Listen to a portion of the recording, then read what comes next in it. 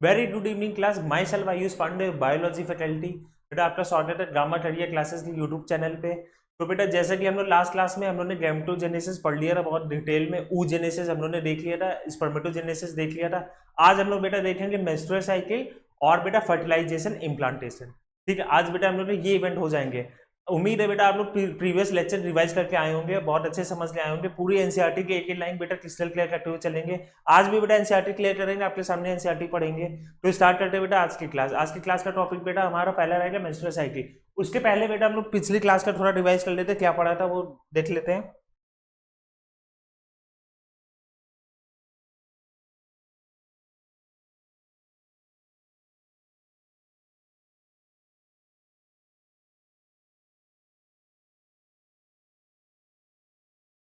ये बेटा हम लोग लास्ट क्लास में oogenesis पढ़ा था, है ना। इससे पहले बेटा स्पर्मेटोजेनेसिस पढ़ा था। यहाँ पे बेटा आपको क्लियर हो गया था, कॉर्पस एल्बिगेंस ब्लैक कलर, ठीक है, कॉर्पस लूटियम येलो कलर बेटा। ठीक है, बहुत इंपॉर्टेंट चीज है ये, येलो कलर होता है, क्या निकालता है ये, मेनली प्रोजेस्टेरॉन निकालता है।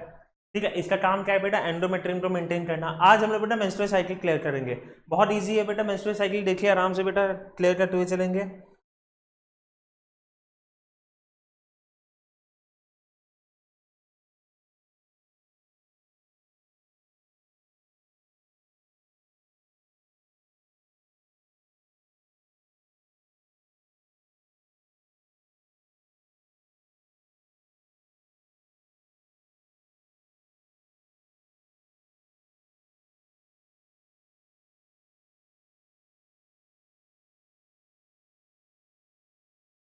ठीक है, तो बेटा पहली बात तो मेंस्ट्रुअल साइकिल क्या होता है बेटा, ये मैमल्स में मेनली जो बेटा प्राइमेट है उनमें होता है मेंस्ट्रुअल साइकिल।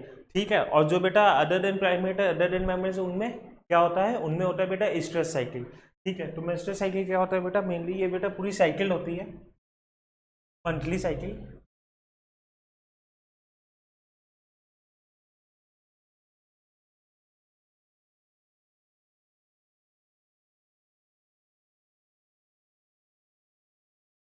कौन कौन बेटा, मंकी, ह्यूमन।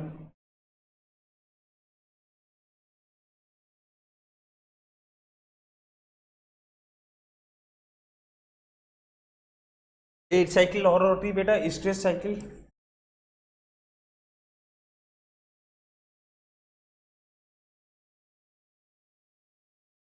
ये नॉन प्राइमेट्स में होती है।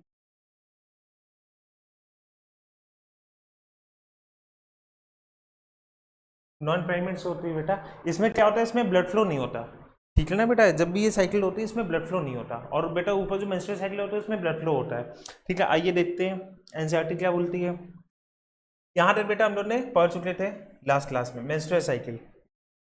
The reproductive cycle in the female primates monkey and apes human beings. ठीक है बेटा, प्राइमेट्स में होती है, मंकी एप्स ह्यूमन बींग में is called the menstrual cycle. This is first menstruation begins at the puberty called menarche. ठीक है बेटा, देखो मीनार्ड क्या चीज होती है बेटा, जब फर्स्ट मेंस्ट्रुअल होता है उसको मीनार्ड बोलते हैं। देखो बेटा बहुत इंपॉर्टेंट चीज है।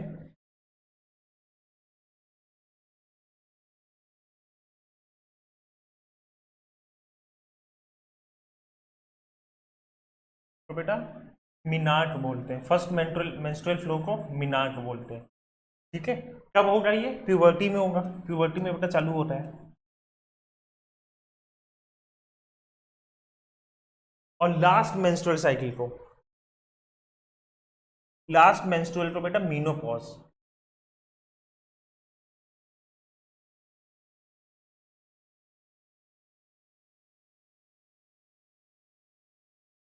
ठीक है, ये कब आता है बेटा, ये मेनली 50 टू 55 ईयर्स एज में, 50 ईयर्स एज।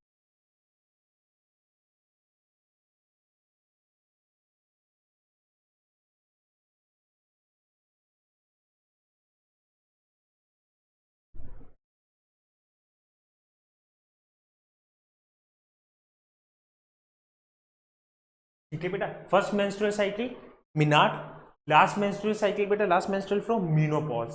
ठीक है, इसके बीच में जो ड्यूरेशन होता है उसी को बेटा मेंस्ट्रुअल साइकिल होती है। ये बीच का जो ड्यूरेशन है बेटा, ये बीच के ड्यूरेशन को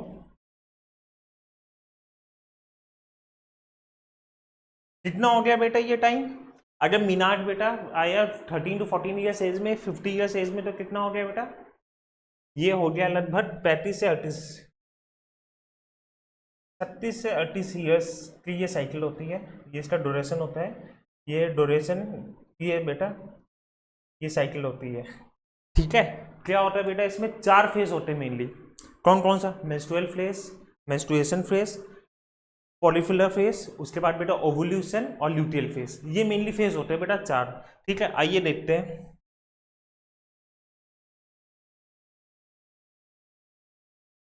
मीनाट, मीनाट क्या होता है बेटा? First menstrual flow at puberty. ठीक है, क्लियर हो गया? In human female menstruation is repeated in average interval of 28 से 29 डेज की साइकिल होती है बेटा। ठीक है, मेनली बेटा किसी ऊपर नीचे हो सकता है ड्यू टू हार्मोनल इम्बैलेंस, लेकिन मेनली बेटा एनसीईआरटी क्या बोलती है? 28 से 29 डेज की साइकिल होती है। And the cycle event starting from the one menstruation till the next one is called the menstrual cycle. ठीक है बेटा, इसके फेज कितने होते हैं? इसमें बेटा 4 फेज होते हैं। आइए बनाते हैं चारों।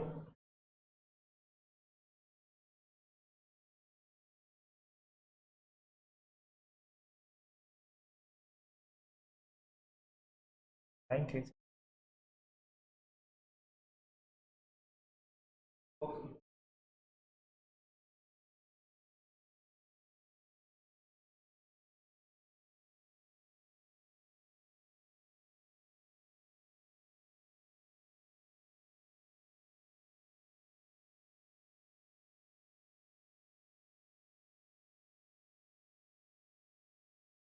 एक मिनट।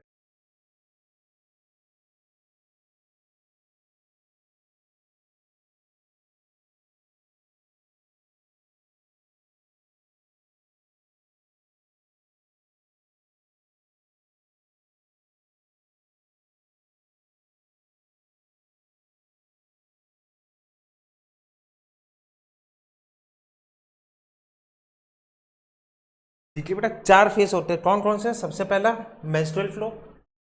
एक बार एनसीईआरटी देख लेते हैं बेटा।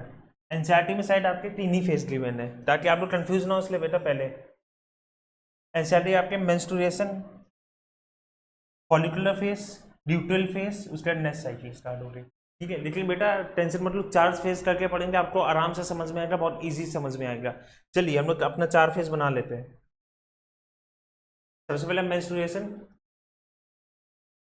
मेंस्ट्रुअल फेज, दूसरा बेटा फॉलिकुलर फेज, फिर बेटा ओवुल्यूशन phase, ovulatory phase,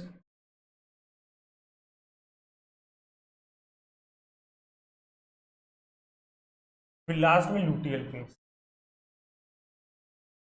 luteal phase यहाँ पे बेटा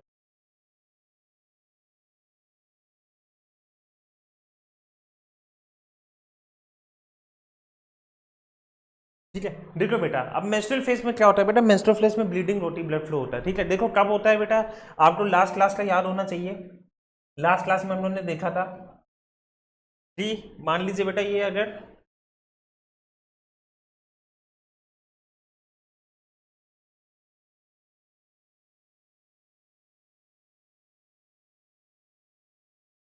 ये ओवरी है। ठीक है बेटा, यहाँ पे ये ओवरी, ये यूट्रस है। ठीक है, यहाँ पे बेटा, यहाँ पे हम लोग का,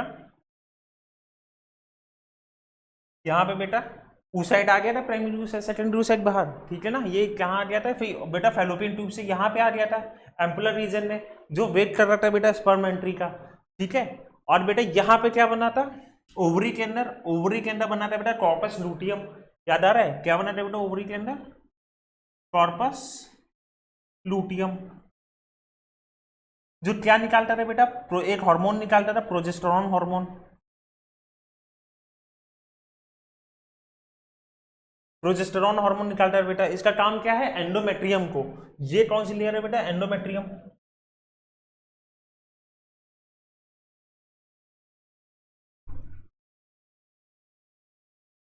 एंडोमेट्रियम को क्या करता था? ये मेंटेन रखता था ये हम लोग का। ठीक है ना बेटा, प्रोजेस्टेरॉन हार्मोन एंडोमेट्रियम को मेंटेन रखता था और स्पर्म एंट्री। यहाँ पे कॉर्पस लूटियम, अब मान लो बेटा स्पर्म एंट्री नहीं हुई, तो कॉर्पस लूटियम क्या होगा? डिजेनरेट होने लगेगा। जब ये डिजेनरेट होने लगेगा तो प्रोजेस्टेरॉन की क्या हो जाएगी बेटा, कमी हो जाएगी, प्रोजेस्टेरॉन हार्मोन की कमी हो जाएगी, जिसकी वजह से एंडोमेट्रियम मेंटेन नहीं हो पाएगा, तो ये लेयर बेटा टूट के बाहर निकलने लगेगी। और इसमें बेटा ब्लड वेसल होते हैं, तो जाहिर सी बात है बेटा ब्लड लॉस भी होगा, तो यहाँ से ये ऐसे बाहर निकलने लगेगी। समझ में आ गया बेटा, ब्लड क्यों आता है, क्योंकि यहाँ ब्लड वेसल कंडीशन होता है बेटा एंडोमेट्रियम में। क्लियर हो गया मेंस्ट्रुएशनल फेज। ठीक है, अब आते हैं बात बेटा फॉलिकुलर फेज की। ठीक है, इतना क्लियर है। अब आते हैं बेटा फॉलिकुलर फेज में। फॉलिकुलर फेज में क्या होता है बेटा, ध्यान से देखना। फॉलिकुलर फेज में अगर फिर से बनाए,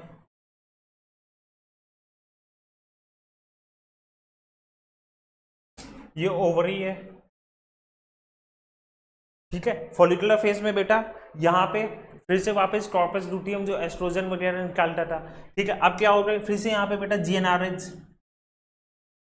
जीएनआरएच कहाँ से बेटा, हाइपोथैलेमस से। याद आ रहा है, हाइपोथैलेमस से जीएनआरएच आएगा एंटीरियर पिट्यूटरी पे। एंटीरियर पिट्यूटरी में फिर बेटा दो हार्मोन निकालेंगे, एलएच एंड एफएसएच। ठीक है, एलएच एंड एफएसएच। वापस से बेटा ये जो है एस्ट्रोजन, फिर इससे क्या होगा बेटा, एस्ट्रोजन निकलेगा। जब एस्ट्रोजन निकलेगा तो इसका काम क्या है, एस्ट्रोजन का, एस्ट्रोजन का काम है बेटा रीजनरेशन ऑफ एंडोमेट्रियम। ये जो एंडोमेट्रियम टूट के निकला है इसको वापस से बनाना, फिर से बनाना होगा वापस से एंडोमेट्रियम को। तो वापस से एंडोमेट्रियम को बनाने के लिए बेटा क्या जरूरी है, यहाँ पे ब्लड फ्लो, यहाँ पे वापस इसको बनाना है, तो कौन बनाएगा, एस्ट्रोजन बनाएगा। तो चलिए लिखते हैं एस्ट्रोजन बेटा, यहाँ पे लिख देते हैं। इस फेज में मेनली क्या होता है बेटा, इस फेज में रीजनरेशन ऑफ एंडोमेट्रियम होता है। क्या होता है, रीजनरेशन ऑफ एंडोमेट्रियम। और कौन करवाता है रीजनरेशन, हम लोग का एस्ट्रोजन हार्मोन। समझ में आ गया। ठीक है, लिख दो बेटा, रीजनरेशन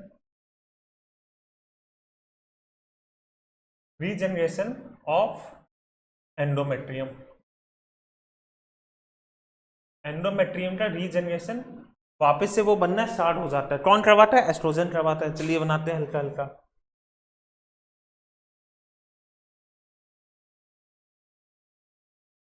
ठीक है, वापस से बेटा देखो रीजनरेशन होने लगा यहाँ पे एंडोमेट्रियम का,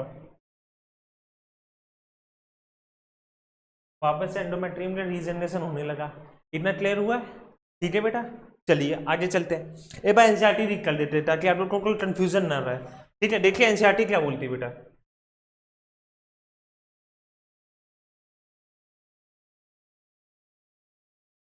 चलिए अभी बेटा टाइम भी बताएंगे। ठीक है ना, टाइम भी बताएंगे कि कौन से टाइम में होता है बेटा, ये हम लोग का ओवोल्यूशन 14 डेज में होता है वैसे। ठीक है, टाइम भी बताएंगे, डेज भी बताएंगे। पहले एनसीईआरटी देख लेते क्या बोलते हैं। The major event of the menstrual cycle are shown in the figure. ये फिगर है बेटा, ये फिगर भी समझाएंगे। पहले वो अपनी टेबल कंप्लीट कर लें, फिर ये फिगर भी बेटा बहुत अच्छे समझ में आएगा। The cycle start with the menstrual phase when menstrual flow occurs at the last 3 to 5 days. अब ऐसे समझो बेटा, अगर फर्स्ट डेज में ये साइकिल कितने डेज की थी, 28 डेज की थी, 28 डेज की साइकिल थी। ठीक है, 28 डेज की साइकिल थी। अब अगर फर्स्ट डे पे बेटा मेंस्ट्रुएशन हो जाता है, मेंस्ट्रुअल फ्लो आ जाता है। फर्स्ट डे पे मेंस्ट्रुअल फ्लो आया तो कितना चलेगा ये बेटा, ये चलेगा एनसीईआरटी के अकॉर्डिंग 3 से 5 दिन। तो ये फर्स्ट डे पे चालू हुआ, कब तक चलेगा, 3 to 5 डेज चला। कितना समझ आया। अगर 28 डेज की साइकिल है तो हमारा पहले दिन का मेंस्ट्रुएशन फ्लो आ गया, तो बेटा 3 से 5 दिन क्या चलेगा, ये मेंस्ट्रुएशन फ्लो चलेगा। आगे चलते हैं। The menstrual flow result due to breakdown of endometrium lining. बेटा एंडोमेट्रियम यूट्रस की इनर लेयर एंडोमेट्रियम, वो उसका ब्रेकडाउन हो जाता है।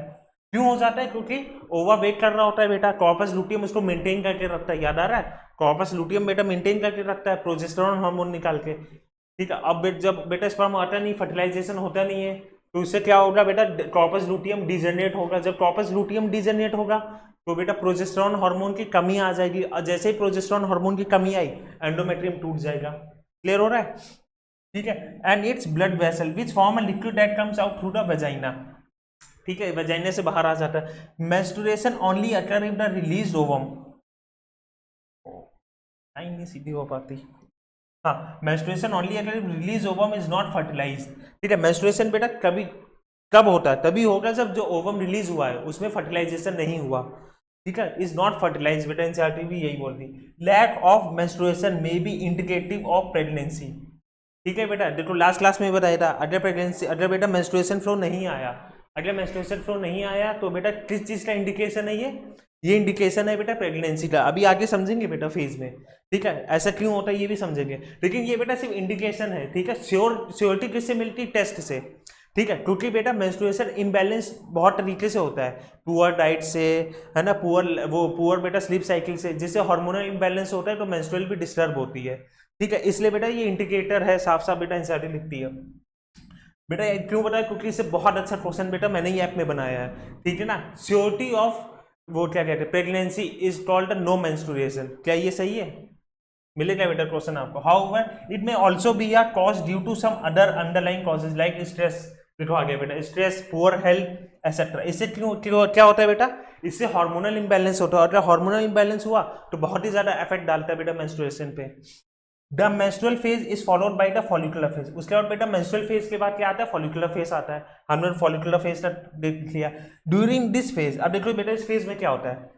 The primary follicle in the ovary grown to become a fully mature Graafian follicle, ठीक है बेटा। लास्ट क्लास में पढ़ा था हमने ग्राफियन फॉलिकल। ग्राफियन फॉलिकल क्या निकालता है? ग्राफियन फॉलिकल कैसे बनेगा बेटा?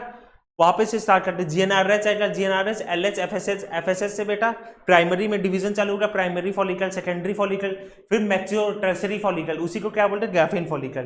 तो ये ग्राफियन फॉलिकल कैसे बना बेटा? एफएसएच से, जो हम लोग देख लिए पीछे। And simultaneously endometrium of uterus regenerate through the proliferation, ठीक है बेटा। अब देखो एंडोमेट्रियम रीजनरेट होने लगा पॉलीफरेशन फेज में, समझ में आ गया? इतना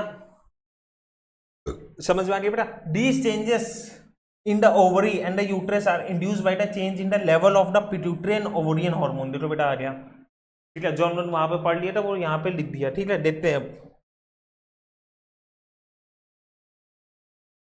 ठीक है। देखो बेटा यहाँ जीएनआरएच आया हाइपोथैलेमस से, हाइपोथैलेमस से जब ये आएगा anterior pituitary, LH, FSH, FSH से ही बेटा ग्राफियन फॉलिकल बनेगा। जब ग्राफियन फॉलिकल बनेगा, चलो यहाँ लिख भी दे रहे ताकि कंफ्यूज ना हो, ग्राफियन फॉलिकल बनेगा। ग्राफियन फॉलिकल ही बेटा क्या बनाएगा?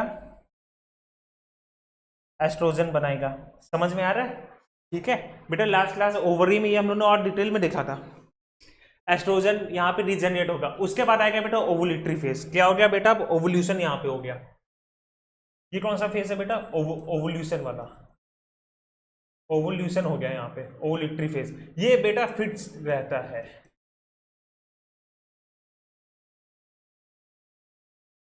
14th डे पे बेटा फिक्स रहता है। फिर चाहे बेटा साइकिल 28 दिन की हो, 29 दिन की हो, या फिर 30 दिन की हो, ये क्या रहेगा बेटा? फिक्स रहेगा। 14 डेज का फिक्स रहेगा, ठीक है। क्लियर है? इससे बेटा हम लोग ओवुल्यूशन डे भी निकाल सकते हैं। मान लो बेटा पूरी साइकिल 30 दिन की है, तो ओवुल्यूशन कब होगा? 30 - 14 उस दिन पे होगा। समझ में आ रहा है? ठीक है, चलो बेटा आगे चलो। ओवुल्यूशन यहाँ पे बेटा ओवुल्यूशन हो गया, चलिए बनाते हैं फिर से।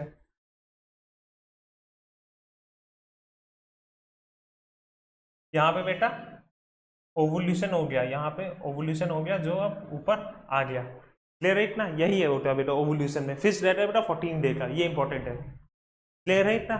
चलिए आगे चलते हैं। अब आता है ल्यूट्रियल फेज। ये कौन सा फेज रहता है बेटा? ल्यूट्रियल फेज। देखो यहाँ पे क्या हुआ था? एंडोमेट्रियम बनना स्टार्ट हुई थी, ठीक है। यहाँ पे क्या होगा?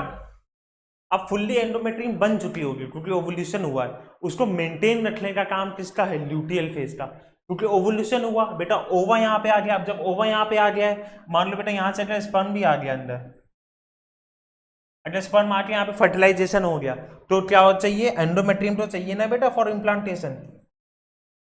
एंडोमेट्रियम तो चाहिए फॉर इम्प्लांटेशन। अगर बेटा एंडोमेट्रियम ही नहीं रहेगी तो इम्प्लांटेशन नहीं होगा, इम्प्लांटेशन नहीं होगा तो फिर बेटा फायदा ही नहीं है, ठीक है। समझ गए ना? तो ल्यूट्रियल फेज कौन सा फेज होता है बेटा? जो मेंटेन रखता है, ठीक है। ये कौन सा फेज है बेटा?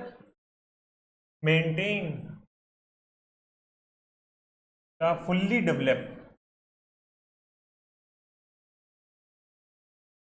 Develop endometrium. अब कैसे मेंटेन रखता है बेटा? देखते हैं अभी,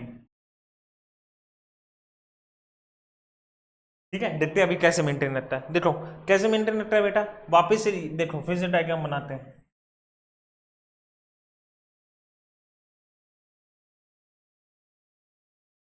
ठीक है, देखो बेटा ये ओवरी है, ठीक है। देखो अच्छा, अब यहाँ पे बेटा क्या होता है? ठीक है, यहाँ पे बेटा कॉर्पस लूटियम याद आ रहा है, यहाँ पे भी समझाया था बेटा, यहाँ पे कॉर्पस लूटियम बनता है जब यहाँ पे ओवुलेशन हो गया, जब यहाँ पे ओवुलेशन हो गया, ओवुलेशन ग्राफीन फॉलिकल फाड़ के बेटा ओवम बाहर आ गया, तो उसका क्या होता है याद आ रहा है, ग्राफीन फॉलिकल का, ग्राफीन फॉलिकल बेटा किस में कन्वर्ट हो जाता है, कॉर्पस लूटियम में कन्वर्ट हो जाता है। देखो बेटा यहाँ पे देखा था हम लोगों ने, ये देखो बेटा ये ग्राफीन फॉलिकल है, यहां से बेटा ओवा बाहर आ गया, ओवुलेशन हो गया, ओवम बाहर आ गया, ग्राफीन फॉलिकल फाड़ के, फिर इस ग्राफीन फॉलिकल का क्या होता है, ये कन्वर्ट हो जाता है बेटा यहाँ पे कॉर्पस लूटियम में, कलर चेंज करते हैं, ठीक है। देखो बेटा ये यहाँ पे कन्वर्ट हो जाता है कॉर्पस लूटियम में, और कॉर्पस लूटियम बेटा येलो कलर का सब्सटेंस होता है, ठीक है, येलो कलर का सब्सटेंस होता है, यहाँ पे लिख भी दे रहे, ऊपर भी लिखा है बेटा, येलो कलर का सब्सटेंस होता है, जिसका मेन काम क्या है बेटा, दो हार्मोन निकालते हैं ये, मेनली प्रोजेस्टेरॉन और एस्ट्रोजन। कौन सा हार्मोन निकालता है, प्रोजेस्टेरॉन एस्ट्रोजन, जो क्या करता है बेटा, प्रोजेस्टेरॉन मेंटेन रखता है इसको, एंडोमेट्रियम को, ठीक है, देख लिए बेटा। चलिए देखते हैं,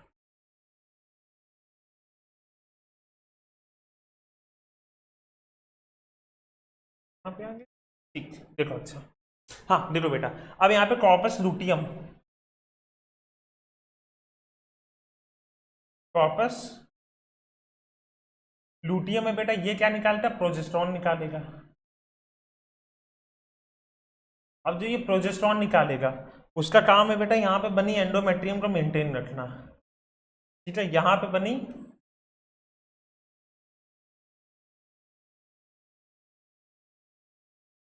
ठीक है बेटा, यहाँ पे बनी एंडोमेट्रियम को मेंटेन रखना,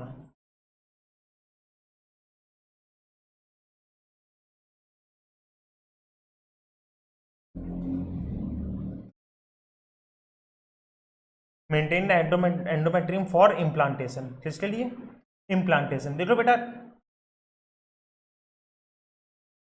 देखो बेटा ध्यान से सुनो, इम्प्लांटेशन बेटा, इम्प्लांटेशन के मेंटेन रखना जरूरी, क्योंकि इसको पता है ओवुलेशन हो चुका है, ओवा निकल चुका है, तो ओवा यहाँ पे वेट कर रहा है, मान लो बेटा अगर पॉपुलेशन हुआ यहाँ पे सीमेन, यहाँ पे बेटा स्पर्म आया अंदर, तो अगर फर्टिलाइजेशन हो गया तो फर्टिलाइजेशन को बेटा बेटा जगह तो चाहिए ना, एम्ब्रेक के लिए, इम्प्लांटेशन के लिए जगह तो चाहिए, तो इसलिए बेटा इसका काम है यहाँ पे एंडोमेट्रियम को मेंटेन रखना।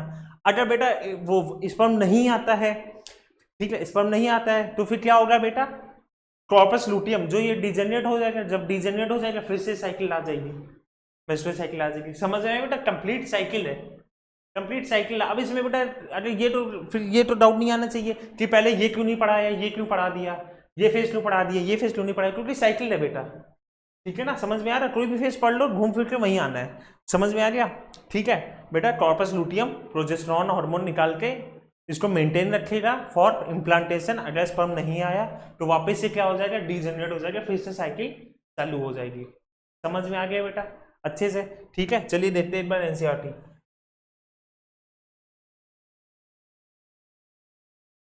चलिए यहाँ तक देख लिया था, इसके बाद the secretion of GnRH gonadotrophin and LH-FSH increase the gradually during the follicular phase, ठीक है, इनका सिक्रीशन बेटा फॉलिकुलर फेज में बढ़ जाता है, क्यों बढ़ जाता है, क्योंकि बेटा रीजनरेट करना होता है एंडोमेट्रियम को, याद आ रहा है, ठीक है। जब इनका बेटा सिक्रीशन बढ़ जाता है, जब इनका सिक्रीशन बढ़ जाता है, ध्यान से देखना,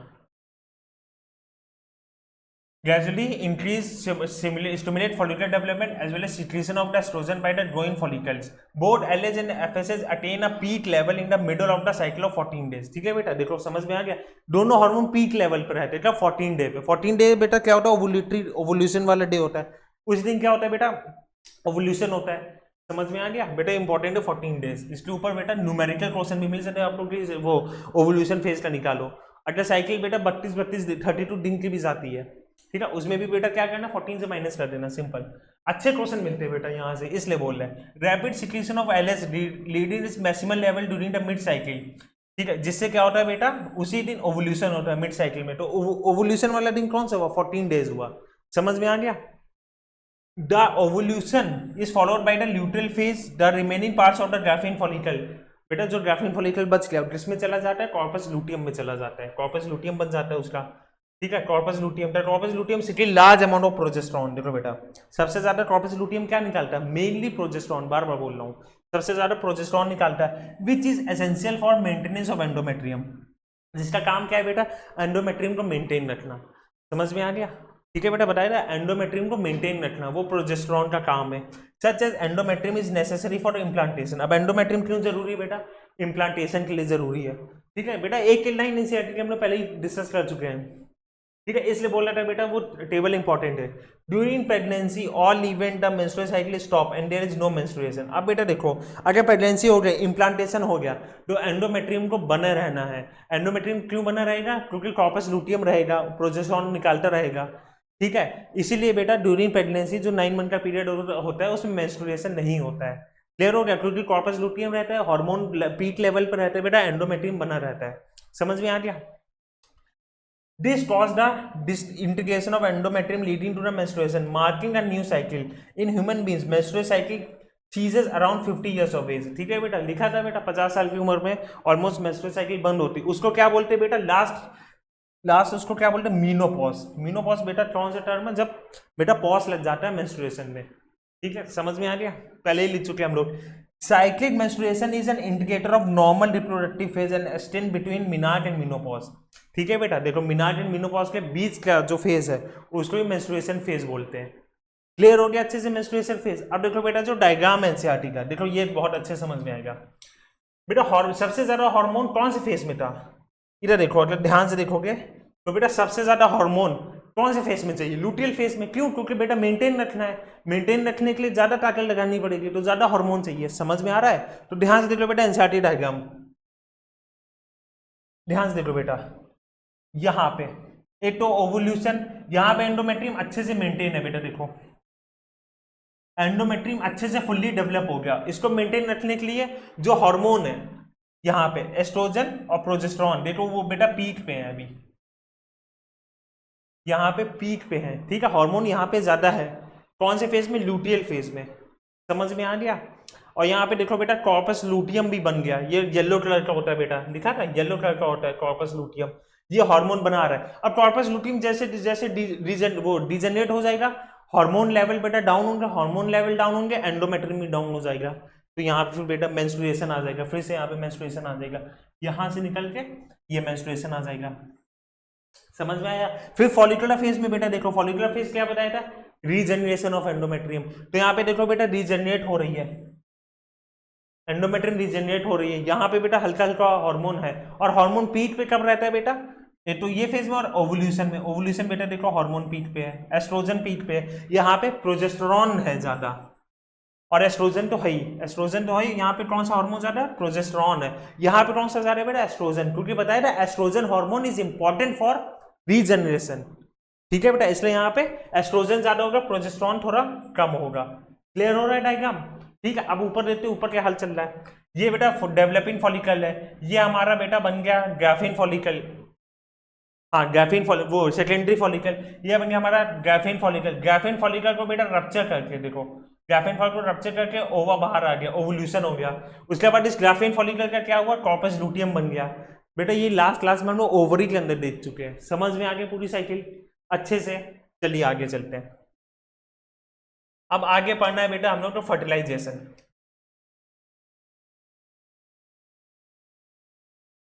अब आगे हमारा कौन सा बेटा फेज है या इवेंट है? Fertilisation.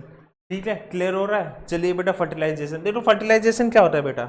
Fusion of male gamete and female gametes, उसी को फर्टिलाइजेशन बोलते हैं। और इम्प्लांटेशन क्या है बेटा? इम्प्लांटेशन बताया था, अरे स्टार्टिंग से बेटा लेक्चर फॉलो कर रहे हो तो ये दोनों टर्म का मतलब पहले ही क्लास में बता दिया था। इम्प्लांटेशन क्या है बेटा? जब ब्लास्टोसिस्ट क्या होता है बेटा? जाइगोट में डेवलपमेंट होती है, क्लीवेज डेवलपमेंट, अभी वो भी देखेंगे। जब ब्लास्टोसिस्ट बेटा जाइगोट डेवलप होकर ब्लास्टोसिस्ट बनता है, तो क्या होता है? वो जाके एम्बेडेड यहाँ पे, वो जाके बेटा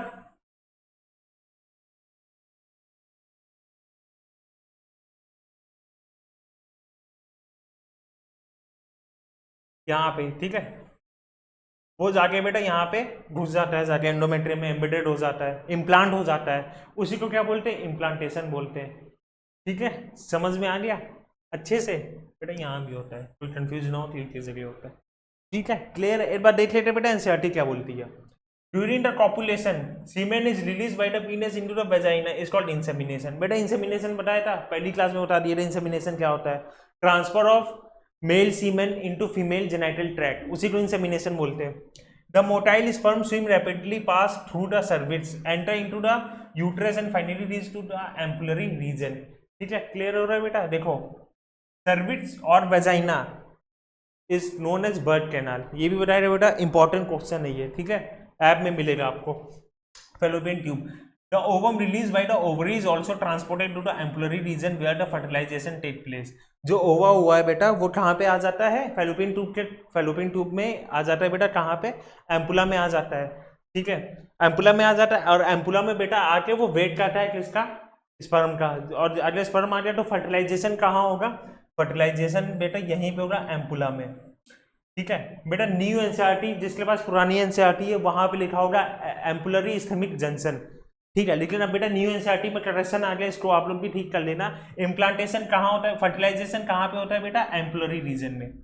ठीक है, पुरानी एनसीईआरटी में लिखा होगा बेटा, पुरानी एनसीईआरटी में लिखा होगा कि fertilization take place in isthmic ampullary junction, वहां पे। लेकिन अब नई एनसीईआरटी में बेटा चेंज हो गया है। Fertilization can only occur if the ovum and sperm are transported simultaneously. बहुत इंपॉर्टेंट चीज है बेटा। फर्टिलाइजेशन कब होगा बेटा?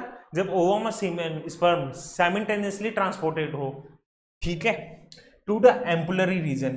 कहाँ पे? Ampullary region. एम्पुलरी रीजन मालूम है ना बेटा? ये रहा, ये रहा एम्पुला।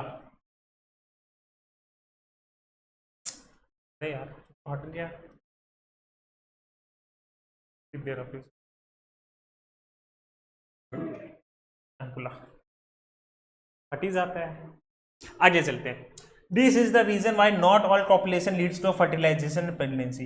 यही रीजन है बेटा कि all copulation are not leads to a pregnancy. क्यों? क्योंकि बेटा साइमल्टेनियसली जब ओवल्यूशन डे होगा, अगर उस दिन से वो कॉपुलेशन नहीं हुआ तो स्पर्म वहां जाके फायदा नहीं, क्योंकि उसको ओवा नहीं मिलेगा, और जब ओवा नहीं मिलेगा तो प्रेगनेंसी नहीं होगी। क्लियर हो रहा है? आगे चलते हैं। The process of fusion of sperm with an ovum is called fertilization. वही बेसिक डेफिनेशन बेटा। ठीक है, एनसीईआरटी भी यही लिखती है। During the fertilization a sperm comes in contact with the zona pellucida layer. अब देखो बेटा, ये समझाते हैं, ये समझाते हैं आपको, देखना अच्छे से। ये मान लो बेटा ओवा है, ओवम है, ठीक है ना। इसकी दो लेयर होती है बेटा, बताया था, जोना पेलुसिडा, कोरोना रेडिएटा। लेकिन आपके एनसीईआरटी में कोरोना रेडिएटा गिवन नहीं है। ठीक है, चलिए, लेकिन अच्छा तब भी बना लेते हैं। एक मिनट, इसको वैसे बना सकते हैं क्या? थोड़ा डायग्राम अच्छा बन जाएगा वैसे बनाएंगे तो। हम्म,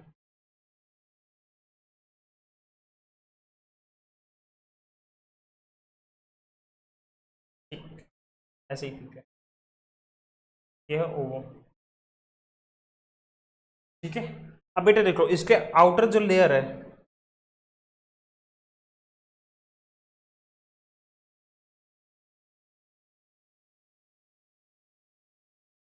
अरे बड़ी बनानी,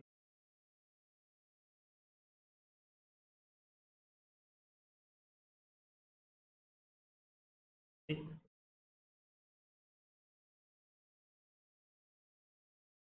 तो यही ठीक है। देखो बेटा, ये जो आउटर लेयर है, ठीक है, इस लेयर का नाम क्या मान लो? Zona pellucida. 42 बेटा एक और लेयर है, कोरोना रेडिएटर भी।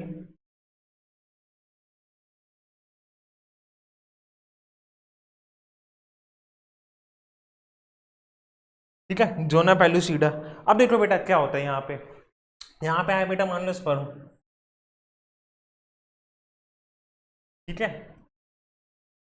ये बेटा स्पर्म। बेटा डायग्राम पे मत बोलना ये कैसा डायग्राम है, यही बेटा ऐसे ही बना पाते हैं। ठीक है, ये मान लो है बेटा स्पर्म। ये चीज याद है बेटा, स्पर्म में क्या था? याद आ रहा है? हेड ऑफ स्पर्म, उसके पीछे क्या था? ठीक है, एक्रोजोम। क्या था बेटा? एक्रोजोम। एक्रोजोम था। एक्रोजोम के अंदर क्या था बेटा? गोल्जी मॉडिफाइड एक्रोजोम था, याद आ रहा है? उसके अंदर क्या लिखवाया था बेटा? रिवाइज कमेंट में बताना। ठीक है, और बेटा देखो, अब ये चैप्टर एक दो लेक्चर का बचा है, उसके बाद ये चैप्टर खत्म हो जाएगा। नेक्स्ट चैप्टर जो आपको पढ़ना है वो आप कमेंट में डाल देना। ठीक है, नेक्स्ट चैप्टर कौन सा स्टार्ट कर रहे हैं, वरना बेटा इसके बाद रिप्रोडक्टिव हेल्थ चैप्टर है वो उठा लेते हैं, दोनों साथ में पढ़ते हैं ना, तो बेटा बहुत अच्छे समझ में आता है वो वाला चैप्टर। ठीक है, मैं तो वही वाला स्टार्ट करूंगा। अगर आपको कोई और चैप्टर पहले समझना है तो आप कमेंट कर देना। ठीक है, देखो बेटा, एक्रोजोम, एक्रोजोम में क्या होता है याद आ रहा है? एक्रोजोम में बेटा जोना पेलुसिडा पेनिट्रेटिंग एंजाइम होता है, जोना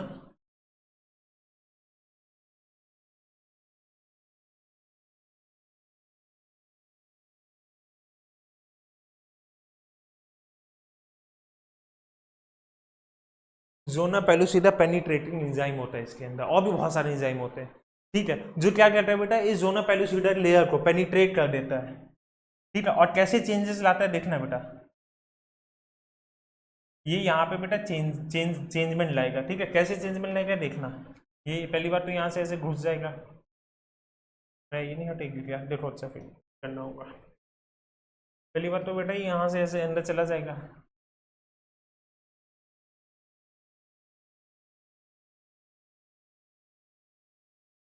ठीक है, यहाँ से ये एक्रोसोम ऐसे अंदर अंदर बेटा अपना न्यूक्लियस डाल देगा, ठीक है, लेकिन बेटा और क्या चेंजमेंट लाता है, अब इस लेयर में बेटा थोड़ी चेंजमेंट आ जाती है, इस लेयर में ऐसे थोड़ी चेंजमेंट आ जाती है, ये चेंजमेंट क्या है बेटा समझना,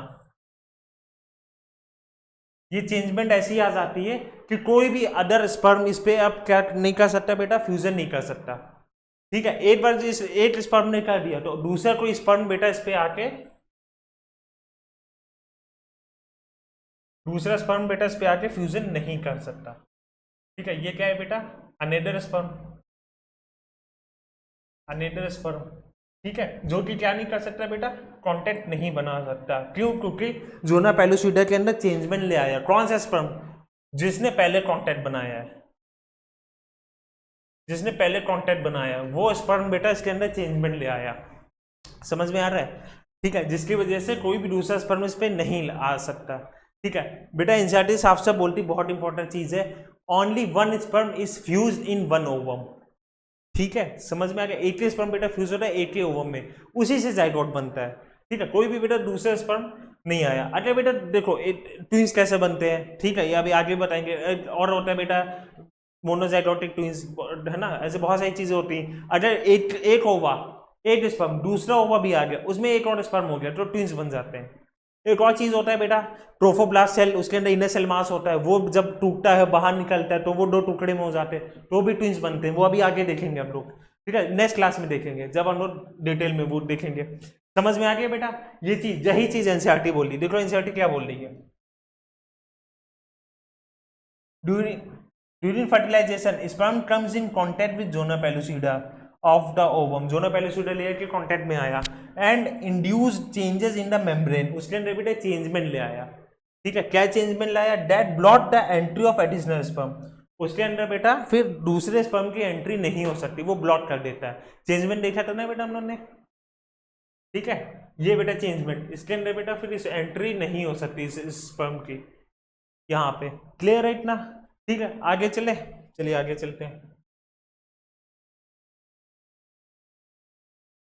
of the ovum and induce changes in the membrane that block the entry of additional sperm. Thus, it ensures that only one sperm can fertilize an ovum. ठीक है बेटा, only one sperm can fertilize an ovum. समझ में आ गया? The secretion of the acrosome help the sperm enter into the cytoplasm of the ovum. बेटा acrosome के सिक्रीजन से, एक्रोसोम के अंदर बहुत सारे एंजाइम होते हैं, उसके सिक्रीशन से क्या होता है बेटा, जो वो है स्पर्म है वो अंदर साइटोप्लाज्म में घुस जाता है, किसके, ओवम के, through the zona pellucida and the plasma membrane. This induce the completion of meiotic division of secondary oocyte, जिससे बेटा क्या होता है, देखो याद आ रहा है, oogenesis पे आते थोड़ा लास्ट क्लास में, ठीक है, वहां पे बेटा सेकेंडरी oocyte कब आता है, जब स्पर्म की एंट्री होती है, याद आ रहा है, तो वहां पे सेकेंडरी oocyte बनता है, और क्या बनता है, सेकेंड पोलर बॉडी भी बनता है, क्या बनता है बेटा, सेकेंड पोलर बॉडी, जिसका क्या होता है, डिजेनरेट हो जाता है mainly, soon the haploid nucleus of the sperm and ovum fuse together to form a zygote, उसके बाद बेटा देखो क्या बन जाता है, जाइगोट बन जाता है, क्लियर हो रहा है, ठीक है बेटा, वन स्पर्म वन ओवम याद रखना बेटा, उसमें क्या बन जाता है, फिर जाइगोट बन जाता है, ठीक है, अब देख लो बेटा फिर जाइगोट में क्या चलता है, जाइगोट में डिवीजन चलती है बेटा, ठीक है, मान लो ये बन गया हमारा जाइगोट,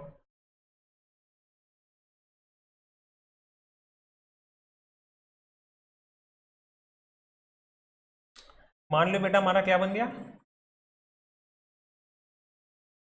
जाइगोट बन गया है, ठीक है, कैसा होगा ये जाइगोट बेटा, 2n होगा, 2n मतलब डिप्लॉयड होगा, डिप्लॉयड होगा, इसमें क्रोमोसोम कितने होंगे, 46 होंगे, ठीक है, क्लियर है बेटा, ठीक है, अब देखो बेटा इस जाइगोट के अंदर, यहाँ पे बीच में न्यूक्लियस होता है, इस जाइगोट के अंदर बेटा डिफ्रेंसिएशन होता है, क्या होता है,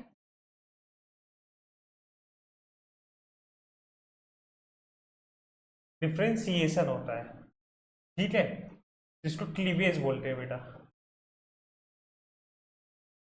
जिसको क्लीवेज बोलते हैं। ठीक है, कैसे डिफ्रेंसिएशन होता है बेटा, ये ध्यान से देखो। ठीक है, तुम मान लो बेटा तुमने एक एप्पल लिया या बॉल ली, ठीक है, उसको उछाला और चाकू से काट दिया, तो इसके कितने टुकड़े हो जाएंगे? दो। दो हो जाएंगे। वापस से बेटा उसको लिया तुमने, फिर से बेटा उसको उछाला, फिर से ऐसे चाकू से चला दिया, क्लीवेज डिफ्रेंसिएशन चला दिया। अब बेटा वो कितने पार्ट्स हो जाएंगे उसके? 4। समझ में आ गया? फिर से बेटा वो उठाया, फिर से उसको उछाल के ऐसे काटा, फिर से उसके कितने पार्ट हो जाएंगे? 8। समझ में आ रहा है? इसी को बोलते हैं बेटा क्लीवेज डिफ्रेंसिएशन। ठीक है, ये किस में बेटा, किस में डिवाइड होगा? ये divide into two cell stage. उसके बाद बेटा फिर से इसमें क्लीवेज डिफ्रेंसिएशन होगा, फिर से क्लीवेज डिफ्रेंसिएशन होगा, फिर क्या बनेगा? ये 4 सेल स्टेज बनेगा। ठीक है, फिर से बेटा इस पे चाकू चलेगा, क्लीवेज डिफ्रेंसिएशन होगा, फिर क्या बनेगा? ये 8 सेल स्टेज। ठीक है, फिर से बेटा 8 सेल स्टेज बना, फिर से इस पे बेटा चाकू चलेगा, क्या बनेगा? 16 सेल स्टेज। बढ़िया, 16 सेल स्टेज। ठीक है बेटा, फिर से यहाँ पे 16 सेल स्टेज बना। इसी स्टेज को बोलते हैं बेटा ब्लास्टोमर ऑफ मोरूला।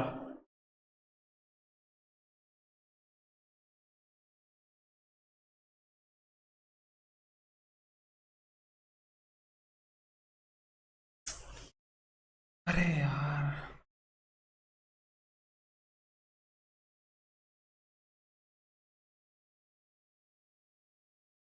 महंगा वाला बोर्ड ले लो, यही होता है, हाईली सेंसिटिव होता है, बहुत इजी फ्लो है ना इसका, हाईली सेंसिटिव रफ हो जाता है। ठीक है देखो, अच्छा 16 सेल स्टेज में क्या होता है बेटा? 16 सेल स्टेज कौन सा होता है? ब्लास्टोमर ऑफ मोरूला होता है। ठीक है, लेकिन ध्यान से सुनना बेटा, पहली क्लास से बोलते आ रहे, इम्प्लांटेशन कौन सी स्टेज में होता है? इम्प्लांटेशन होता है बेटा ब्लास्टोसिस्ट की स्टेज में। ये क्या है अभी? ये तो अभी मोरूला स्टेज में, ब्लास्टोमा स्टेज में। ठीक है, तो ब्लास्टोसिस्ट स्टेज किसको बोलते हैं? इसमें फिर से डिवीजन होगा। तो बेटा यहाँ पे इंपॉर्टेंट है 32 सेल स्टेज, इसी को क्या बोलते हैं बेटा? ब्लास्टोसिस्ट। इसी को क्या बोलते हैं? ब्लास्टोसिस्ट। ठीक है, मान लो ये बेटा ब्लास्टोसिस्ट है। ठीक है, तो फिर बेटा यहां पे ब्लास्टोसिस्ट जाके बेटा एम्बेडेड होता है, पहली क्लास से बोलते आ रहे बेटा। ठीक है, कौन जाके जोड़ेगा एंडोमेट्रियम में? Blastocyst stage. ये नहीं जोड़ेगा, डायरेक्ट जाइगोट भी नहीं जाके देखता है। ठीक है, आ जाइए एनसीईआरटी रीड करते देखना, यूरोबिसेस डिटर्मिनेशन एक बाद में आएंगे। देखो, the mitotic division start in the zygote. ठीक है बेटा, जाइगोट के अंदर डिवीजन स्टार्ट हो जाता है, जिसको क्या बोलते हैं? क्लीवेज बोलते हैं। ठीक है, and form a 2, 4, 8, 16 daughter cell called blastomere. ठीक है, 16 डॉटर सेल का क्या बनाता है बेटा? ब्लास्टोमर बनाता है। द एम्ब्रॉय विद 8 to 16,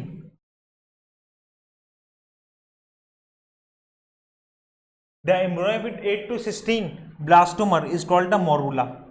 ठीक है बेटा, क्लियर है? अब मोरूला वापस से बेटा कंटिन्यू डिवाइड करके क्या बनाता है? ब्लास्टोसिस्ट बनाता है। अब ये कौन सी स्टेज है? यहाँ पे बेटा एंडोमेट्रियम में इम्प्लांटेशन हो जाएगा, एंडोमेट्रियम में इम्प्लांटेशन हो जाएगा।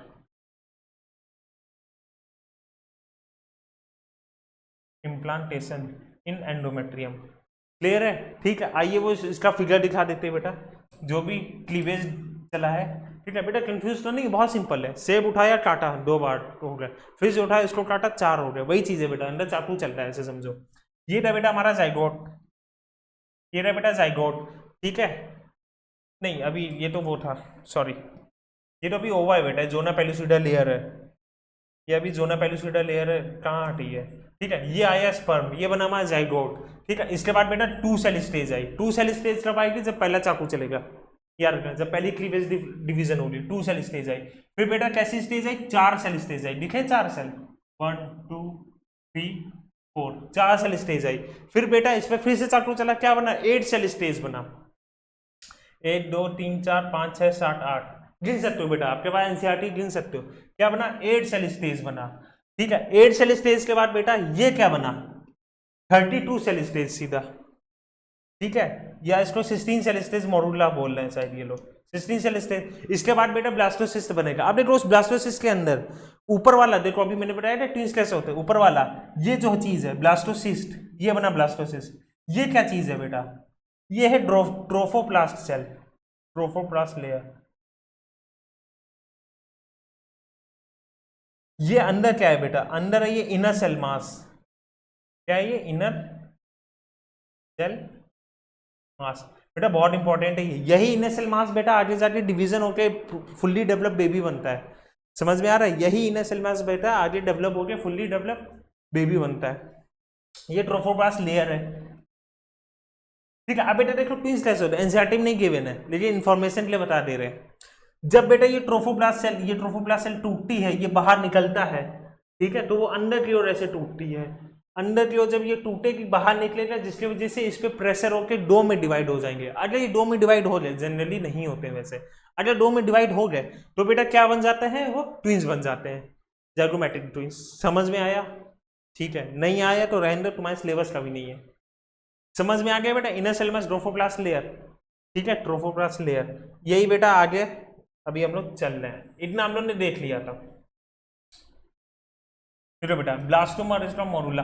अब ब्लास्टोसिस्ट बेटा क्या हुआ, ब्लास्टोसिस्ट बन गया 32 सेल स्टेज, 32 सेल स्टेज में ब्लास्टोसिस्ट बन गया, वो जाके इम्प्लांट हो गया यूट्रस में, वो बेटा जाके इम्प्लांट हो गया यूट्रस में। उसके बाद क्या होगा, as moves further to into the uterus the blastomere in the blastocyst are arrange into the outer layer of trophoblast. उसके बाद बेटा उसमें चेंजमेंट आएगा, उसकी आउटर लेयर क्या बन जाएगी, ट्रोफोब्लास्ट, जो बेटा हम लोग पीछे देख के आए हैं।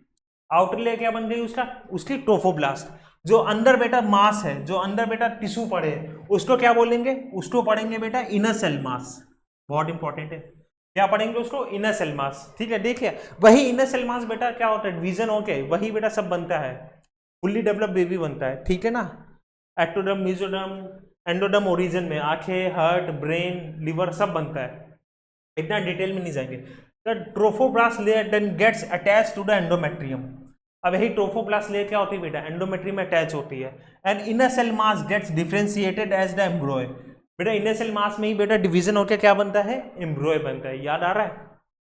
After attachment the uterine cell divides rapidly and covers the blastocyst. As a result, the blastocyst become the embedded in the endometrium of the uterus.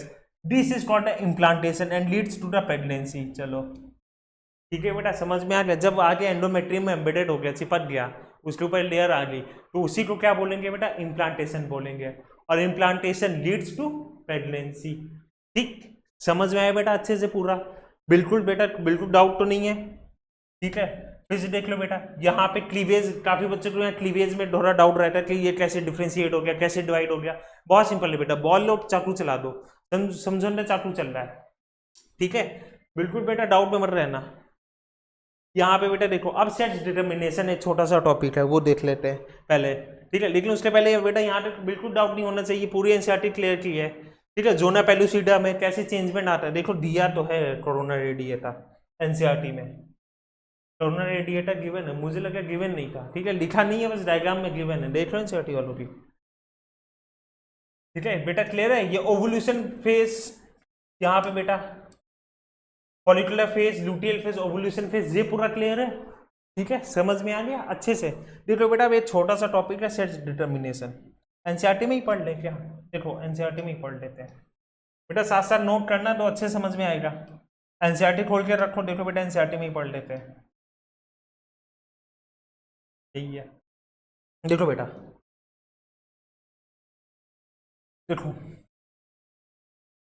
Chromosome pattern में बेटा चेंज होता है ह्यूमन फीमेल में और मेल में, ठीक है। देखो बेटा फीमेल में कौन सा क्रोमोसोम पैटर्न मिलता है, ध्यान से देखना, फीमेल में मिलता है बेटा एक्स एक्स, ये मिलता है। मेल में कौन सा मिलता है, मेल में मिलता है बेटा एक्स वाई, ये क्रोमोसोमल पैटर्न मिलता है। क्या है ये चीज क्या है बेटा, क्रोमोसोमल पैटर्न, क्रोमोसोम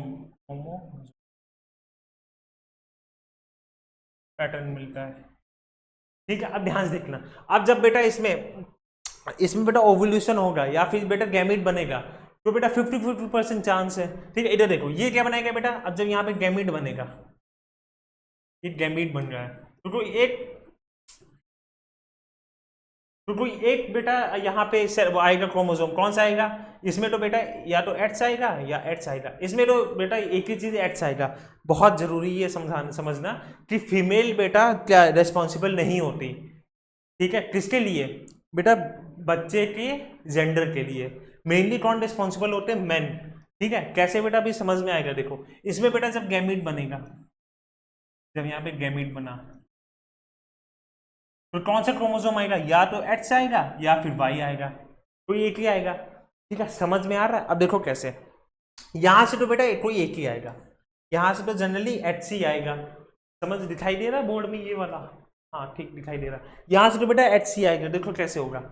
अगर यहां से एच आया, यहां से बेटा स्पर्म में एच आया, यहाँ ओवम में तो एच चाहिए, तो ये बेटा एच एच बन के क्या बनाएंगे फिर से क्रोमोसोम, ये बनेगा जाइगोट।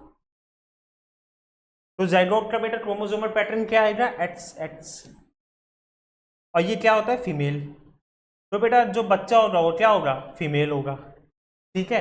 अगर मान लो बेटा उसके स्पर्म में कौन सा क्रोमोसोम आया, वाई क्रोमोसोम आया, ठीक है, गैमीट है ना स्पर्म, मान लो उसके स्पर्म में बेटा कौन सा क्रोमोसोम आया, वाई क्रोमोसोम आया, तो यहां से वाई, यहां से एक्स, क्या आएगा बेटा, क्रोमोसोमल जो जाइगोट बनेगा, जो जाइगोट बना उसका क्रोमोसोमल पैटर्न क्या आएगा, एक्स वाई। ये क्या होता है बेटा, एक्स वाई मेल। समझ में आ गया अच्छे से, मेल फीमेल। तो बेटा मेल के लिए कौन सा रिस्पॉन्सिबल है, देखो ध्यान से, वाई क्रोमोसोम, और वाई क्रोमोसोम कौन निकालता है, मेल। समझ में आ गया। इसलिए बेटा जेंडर ऑफ चिल्ड्रन के लिए कौन रिस्पॉन्सिबल होता है, मेल। ये समझने वाली बात है, ठीक है। और ये बेटा बनने का, गैमीट बनने का चांस कितना रहता है बेटा, 50%, 50% रहता है। या तो उसका स्पर्म में बेटा एक्स क्रोमोसोम होगा, 50% चांस है, या तो उसके स्पर्म में वाई क्रोमोसोम होगा, 50% चांस है। क्लियर हो रहा है इतना, ठीक है। सेक्स क्रोमोसोम बेटा देखो एक्स एक्स या X Y, depending on whether sperm carrying X और वाई, ठीक है बेटा, स्पर्म के ऊपर डिपेंड रहता है। Y fertilize the ovum, zygote carrying X X will develop into female. अगर जाइगोट में एक्स एक्स आए तो फीमेल बनेगी, और जाइगोट में एक्स वाई आए तो मेल बनेगा। समझ में आ गया बेटा अच्छे से पूरा, ठीक है बेटा। एक बार लेक्चर देखने के बाद एनसीईआरटी रिवाइज करना, जो नोट करवाया है, जो नोट्स में जो एनसीईआरटी में, वो नोट करके रिवाइज करना बेटा, पूरा क्रिस्टल क्लियर हो जाएगा। जो मेंस्ट्रुअल साइकिल उसकी टेबल जरूर बनाना बेटा, उसी से बहुत अच्छे से क्लियर हो जाएगा। एनसीईआरटी में सब घुसे दिया है, ठीक है। चलिए बेटा, थैंक यू सो मच। तो आज की क्लास यहीं बंद करते हैं, ठीक है। उम्मीद आपको समझ में आएगा। अब बेटा नेक्स्ट क्लास के लिए बेटा कितना टॉपिक बचा है, नेक्स्ट क्लास के लिए बेटा कुछ भी टॉपिक नहीं है, ऑलमोस्ट चैप्टर खत्म हो गया है यहाँ तक। तो आज अब बेटा ये पढ़ना हम लोग को, pregnancy embryonic development. Embryonic development को क्या बोलते हैं, गेस्टेशन, याद आया, ठीक है। बस यही इवेंट पढ़ना है, ठीक है। एम्ब्रियोनिक डेवलपमेंट पढ़ना है यहाँ से कि how child children is born, और उसके बाद बेटा पार्चुरेशन। पार्चुरेशन रुक जाना, पार्चुरेशन बेटा समझ, पार्चुरेशन याद है, पार्चुरेशन क्या होता है बेटा, डिलीवरी ऑफ बेबी, अरे डिलीवरी ऑफ बेबी, और लैक्टेशन बेटा मिल्क फीडिंग, ठीक है। अब बेटा एक लेक्चर, एक हार्डली दो है वरना एक लेक्चर का बेटा चैप्टर बचा है, अच्छे से बेटा चैप्टर रिवाइज करके आइए। नेक्स्ट क्लास में बेटा कोशिश यही है कि चैप्टर कंप्लीट कर लें। इसके बाद बेटा कौन सा चैप्टर स्टार्ट करना है कमेंट सेक्शन में बता देना प्लीज, ठीक है। वनर रिप्रोडक्टिव हेल्थ चालू करने वाले हैं, ठीक है बेटा। चलिए thank you so much, revise करते रहिए।